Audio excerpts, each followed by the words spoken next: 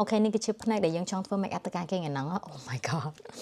ស្អាតខ្លាំងហ្មងចាតែបើយើងលេងក្នុងផ្នែកតិចតិចគេដោយសារយើងចង់ឲ្យឃើញ eyelid តបផ្នែកយើងនឹងច្បាស់ចឹងបើយើងប្រើហុំផ្នែកខ្លាំងពេកវាលុបតបអីអញ្ចឹងហុំផ្នែកយើងប្រើពណ៌សូកូឡាឲ្យស្ដើងមែនតើអ្នកនរគ្នាតោះឥឡូវទៅធ្វើខាងនេះឲ្យមើលតោះជាដំបូងយើងប្រើសូកូឡាស្រាលបែបនេះយកមកទុកឲ្យកន្លែងពណ៌សនេះទុកខាងក្រោមណាប៉ុន្តែយើងផាត់ទៅពាក់កណ្ដាលបានហើយដើម្បី cut crease ខ្ញុំដូចជាធ្លាប់ពីអ្នកនរគ្នាម្ដងដែរតែឥឡូវដូចចាត់ទុកថារំលឹកវិជាគុណអញ្ចឹងណាអូខេអត់មានអីទេដៃត្រូវទៅកាន់រៀងចុងជក់តិចដើម្បីឲ្យកំណត់ថាយើងពេលដែលអស់ហ្នឹងគឺវាស្រាលស្រាលពេលកតុយភ្នែកអ្នកនរគ្នាអស់ឡើងតិចតិចចាស់មកអូខេថែមតិចទៀត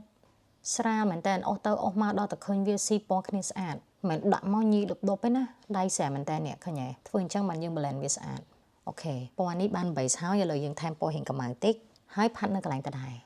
នេះយើងយកអាកន្លែងភ្នែកដែលយើងចង់ focus នេះឃើញវាសខាងក្រោមនេះហ៎ដោយសារខាងក្រោមហ្នឹងយើងទុកដាក់ concealer ដើម្បីថែមពណ៌ភ្លេកហ្នឹងហើយអ្នកនរគ្នាផាត់ទៅពាក់កណ្ដាលអញ្ចឹងមកអស់កតុយឡើងចាស់មក blend វាឡើងទៅលើដើម្បីវាស៊ីជាមួយអាពណ៌តំណប់ដែលយើងដាក់មុនហ្នឹងនិយាយទៅ it's about ombre ហ្នឹងមានន័យថាបដិញពណ៌ small ហ្នឹងដូចគ្នាហើយតោះដល់ពាក់ cut crease ចំពោះ cut crease ត្រូវតែយកជក់ស្ដាងអញ្ចឹងហើយយកពណ៌សជាងគេពីព្រោះយើងត្រូវយកតំណប់សដើម្បីដាក់មកភ្លឺស្អាតហ្មងមកអ្នកនរគ្នាខាត់ចឹងមកពីដើមភ្នែកអស់ទៅកាន់កណ្ដាល blend វាតិចតិច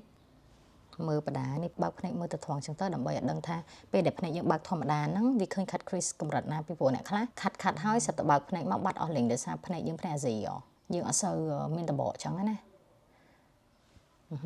នេះឃើញហ៎ដោយសារតែខ្ញុំធ្វើបដាបើកភ្នែកបដាហើយយើងគូទៅតាម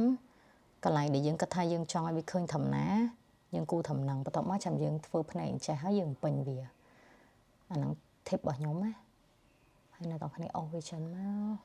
ចាំយើងយកដៃ blend តិចតិច see ដូចគ្នាហើយហើយអ្នកនរគ្នាថែមតិចទៀតមកដើម្បីគូអាកែមវានោះឲ្យច្បាស់តិចព្រោះមកយើងគ្រាន់តែព្រៀងឯងអាហ្នឹងត្រូវ focus ហើយត្រូវអត់ធ្មត់តិចគិតហើយបន្ទាប់មកទៀតរកពណ៌ផ្លេកបែបនេះនេះស្អាតខ្លាំងណាស់នេះអូស្អាតខ្លាំងហើយបោះចិននេះមួយតាម៉ានរៀលទេណាអ្នកទាំងនេះថែបចឹងមកអ្នកទាំងនេះកុំអស់វាចេះយកមកតបចេះធ្វើអញ្ចឹងទៅបើជាផ្លេកហ្នឹងវានៅបន្ទប់គ្នាឲ្យបានច្រើនហើយយើងបដិញឲ្យវាទៅលើពណ៌ថ្នោតយើងដែរមកនេះឃើញស្អាតពេញភ្នែកគេប៉ុន្តែយើងនៅតែ focus ឲ្យកន្លែងយើង cut crease ទៅដែរពេលណាយើងចង់ដុតយើងអស់តិចតិចទៅនេះតែប៉ុណ្នេះហើយបាត់ហើយI love it រួចហើយយើងយកពណ៌សូកូឡាដដែលនេះប៉ុន្តែមួយជក់រឹងទូចដែលយើងប្រើជាមួយចាមមុនហ្នឹងរួចហើយយើងយកមក define align ហ្នឹងឲ្យកាន់តែច្បាស់ជាងមិញអូឃើញទេវាកាន់តែច្បាស់ហើយអញ្ចឹងវាកាន់តែឃើញ cut crease ពណ៌សយើងហ្នឹងច្បាស់ជាងមុនយើងយកពណ៌សូកូឡានេះមកជួយណាអូខ្ញុំនិយាយតិចមិញអាហ្នឹង energy អត់សូវមានទេសាំមិញទៅមើល concert បងព្រឹកហើយទៅស្រែកខ្លាំងពេកអូស្អាត love it ប៉ុណ្នេះហើយ